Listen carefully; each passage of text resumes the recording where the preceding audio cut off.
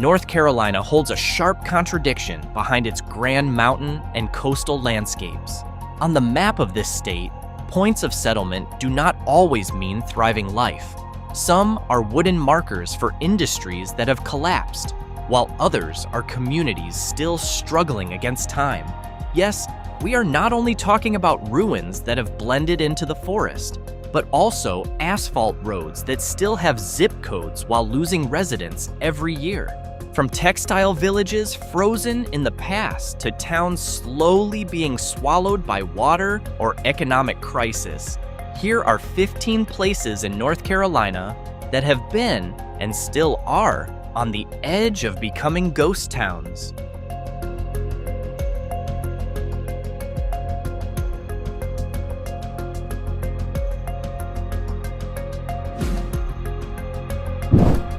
Near Burke County, Henry River Mill Village is the first place that cannot be skipped. It stands as a perfect time capsule from the height of the southern textile industry. The village is unique because of its private ownership. The entire village, including around 20 wooden buildings that still stand, was once owned by a single family. Built in the early 1900s, the village functioned as a self-contained community where mill workers lived, shopped at the company store, and raised families under the shadow of the cotton spinning mill. Its death did not happen suddenly. When the textile industry began moving overseas in the 1960s and 1970s, the houses slowly started to empty one by one. Its melancholy and authentic look briefly brought the village to the world stage when it was used as the filming location for District 12 in the Hunger Games. Today, the site is managed as a paid historical attraction, but the silence of the identical empty houses still gives the feeling that life here stopped a long time ago. At the northern end of Core Banks sits Portsmouth Village, a quiet monument to a port community that was once among the busiest in the Outer Banks. Founded in 1753, it was once a vital transit point for ships passing through Ocracoke Inlet. But history had other plans when the Great Storm of 1846 opened a new channel at Hatteras, which automatically cut off Portsmouth's main trade route. Its residents began leaving gradually over more than a century. In 1971, after the death of the last male resident, the two remaining women finally decided to move to the mainland. Now, under the management of Cape Lookout National Seashore, buildings like the iconic White Church and the post office are still carefully maintained. Even though the buildings remain intact, the absence of human sound beyond the roar of sea wind confirms its status as the best preserved coastal ghost town in North Carolina. Located along the Cape Fear River, Brunswick town has a history older and bloodier than many other places on this list. Founded in 1726, it was once a major colonial port and a political center for the royal governor, but its prosperity was completely destroyed when British troops burned the town in 1776 during the American Revolution. What remains today are moss-covered stone foundations and the tall, roofless walls of St. Philip's Church. Efforts to rebuild the town never truly succeeded, especially after the American Civil War, when the site was used as a defensive fortification. The silence at Brunswick town feels especially heavy because of the layers of history that still remain there. From a colonial center now reduced to ruins, we move here. If there is one place that defines isolation, it is Lost Cove in Yancey County. Wedged into a narrow gap between the Nolichucky River and high mountains, this town never had proper road access. The only way to reach the outside world was by train running near the river or by a steep footpath. Because it was so hidden, Lost Cove became legendary as a center for moonshine production that stayed beyond the reach of the law. The town was fully abandoned in the 1950s when the local timber industry shut down and the local school closed. Nature has worked quickly here. Large trees now grow through house floors and factory ruins. Visiting Lost Cove requires a difficult hike, making it one of the hardest ghost towns to reach and one of the most mystical for explorers.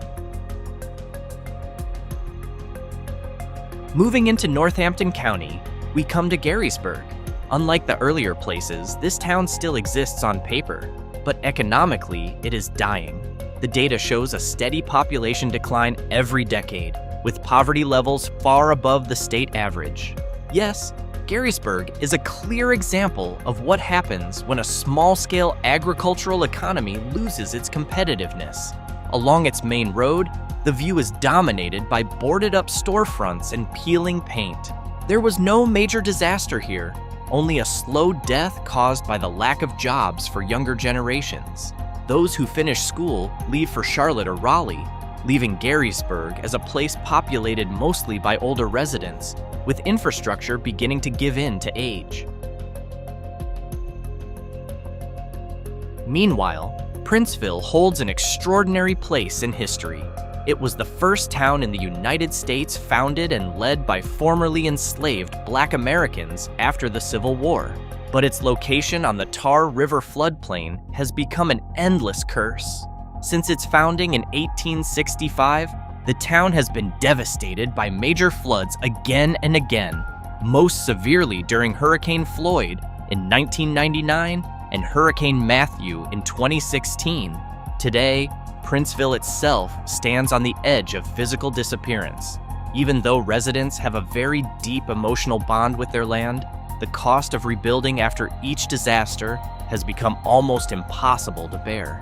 Many homes now stand empty after government buyout programs, where residents were paid to move so the land would no longer be occupied. Princeville is a town fighting between preserving its historic identity and surrendering to the force of nature. This town is no less unsettling. Located between Edgecombe and Nash County, Whitakers gives off a deeply quiet atmosphere to anyone passing through. It was once known as a busy shipping center for cotton and tobacco, thanks to the railroad that cut through it.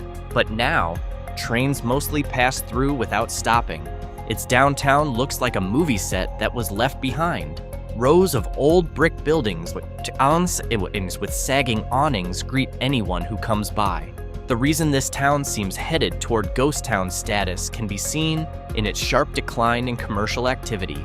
Grocery stores and local drug stores have long since closed, forcing the remaining residents to drive far just for basic needs. Life in Whitakers seems to move in slow motion, with the silence broken only now and then by the sound of passing train horns. Moving from a town at risk of being abandoned to one that has long been dead, we come to the remains of Mortimer in the heart of Pisgah National Forest. In the early 1900s, this was a very busy lumber and textile town with hundreds of workers. But Mortimer's story ended tragically in July 1940. A devastating flash flood swept through the valley, destroying mills, bridges, and homes. Unlike towns that fade slowly, Mortimer stopped breathing overnight. Most of the survivors were too traumatized to return. Today, there are only a few summer cabins in the area, while the original town structures have been swallowed by forest growth. The concrete ruins of the once grand textile mill are now just moss-covered walls, often passed by hikers who do not realize that a living town once stood beneath their feet. Next, let us look at Proctor, a town that in many ways can no longer be seen, but its story remains a reminder of how communities were sacrificed for national infrastructure. Located on the northern shore of Fontana Lake, this town was once a thriving logging center under the Ritter Lumber Company. Everything changed when World War II began, and the government needed massive electric power for aluminum production and the secret project in Oak Ridge. The construction of Fontana Dam created a huge lake that cut off the only road access to Proctor. As a result, residents were forced to leave, and even though their land was not fully submerged, they no longer had any way to reach their homes except by boat. Now part of Great Smoky Mountains National Park, Proctor leaves behind one old house and a haunting cemetery hidden deep in the forest. far from the reach of modern civilization. If Proctor was isolated by water, then Judson was completely consumed by it. Before 1944, Judson was a small town that grew along the southern railway line. When Fontana Dam was completed, water began flooding the valley and sank the entire town of Judson beneath the lake, hundreds of feet underwater. Yes, it represents one of the most fascinating aspects of ghost towns, a town that can only be visited by divers. But during extreme drought, when the lake level drops sharply, the ruins of buildings, house foundations, and the remains of Judson's bridge rise back to the surface like ghosts demanding to be remembered. Today, Judson survives more in legend and black and white archival photos from before the water took everything. Meanwhile, Enfield, located in Halifax County, once had the reputation of being the largest tobacco market in the world. Its wealthy past can still be seen in the large Victorian-style homes on the edges of town. But that image of prosperity now stands in sharp contrast to reality. The decline of global tobacco consumption and changes in agricultural systems have struck at the heart of Enfield's economy. The town now struggles with high unemployment and a downtown that is starting to feel hollow because so many buildings have collapsed or been torn down. Even though about 2,000 residents still remain, its social atmosphere reflects a town fighting economic depression. Many of its historic buildings are now in critical condition, waiting either to be saved or left to fall apart with time. An interesting story comes from Norlina in Warren County, a town born from the railroad industry. Uniquely, its name itself is a shortened form of North Carolina, and it once served as an important junction for the Seaboard Airline Railroad. When the golden age of rail travel faded, Norlina lost its shine with it. Its downtown, once filled with the noise of steam engines and passengers, has become very quiet. Its population decline may not be as dramatic as in a true ghost town, but the signs of crisis are very clear. The town's infrastructure now feels too large for the number of people who still live there. Many homes built in the early 20th century now sit vacant, with yards starting to fill with wild brush. Norlina represents the fate of many railroad junction towns in America that lost the very reason they once existed. A similar condition can be seen in Rosman, located in Transylvania County. It stands as an example of how dependence on one major industry can become dangerous. For decades, tanning and manufacturing plants supported the town. When those factories eventually shut down because of environmental and economic pressures, Rosman seemed to lose its direction. Even though it is in a very strategic location near mountain attractions, the local economy has still not fully recovered. Many industrial buildings on the edge of town now sit as rusting empty warehouses. Social pressures such as poverty and limited access to healthcare have started to weigh on this small community, making Rosman one of the towns in western North Carolina whose future still feels like a major question mark. The same goes for this town. Spencer may seem a little different because it is home to the North Carolina Transportation Museum, which is fairly well known. But if we look beyond the museum grounds, we find a town that fundamentally changed after the closure of Spencer Shops, the largest Southern Railway repair facility. Back then, nearly every house in Spencer was occupied by a railroad worker's family. After the repair shops fully shut down in the 1960s, the town's economic base disappeared almost instantly. Although efforts were made to revive the area through museum tourism, other parts of town show the signs of a place aging rapidly. Many downtown storefronts are empty and neglected, creating the impression of a town living under the shadow of its own former glory. Finally, to close, there is Maggie Valley. Unlike the earlier towns on this list, it presents a very unique case. The town itself is still alive as a mountain tourism destination, but above it sits a ghost town above the town. Ghost Town in the Sky, a Wild West-themed amusement park built on a mountaintop and reachable only by chairlift.